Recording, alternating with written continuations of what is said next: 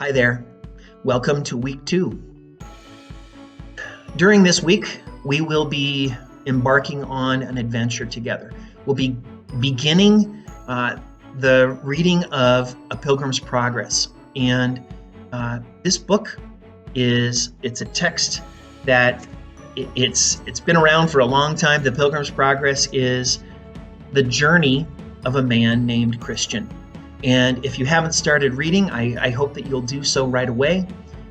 The reading is not long in terms of page numbers, but it is intense. And The Pilgrims Progress is a book that often makes people think of the King James Bible.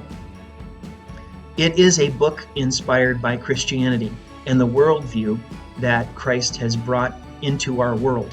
And so I hope that you will appreciate it as literature, and I hope that it will also be something that you can find appropriate and useful in your own walk of faith.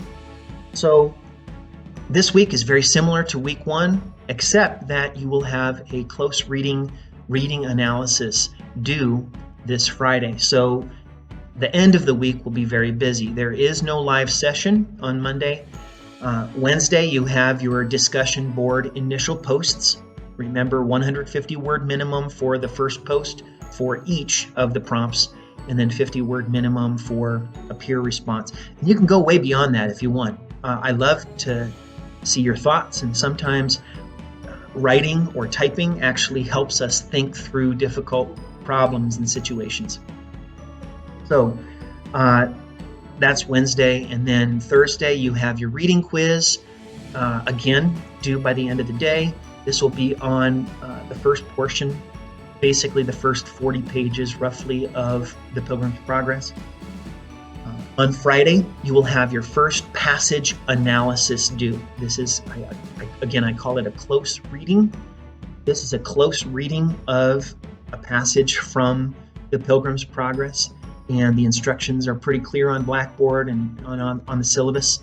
And we've already discussed that in your live session. So Saturday, you will be completing your introduction.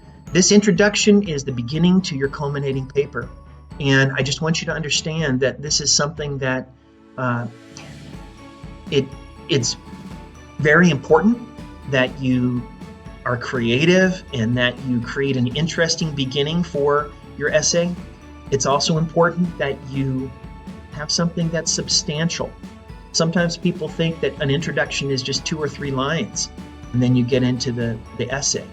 But I believe that an introduction sets the table. It gets us ready for what we're going to be reading if we are your readers. And so the introduction is due on Saturday night, and you'll see that CULPA assignments are generally due on Saturday night. Remember too that you have reading assignments that are ongoing. I would just recommend that you do a little reading each night if possible. And don't forget that Saturday night you have to respond to the peers in this course. So I hope this helps you as we begin week 2. God bless your efforts.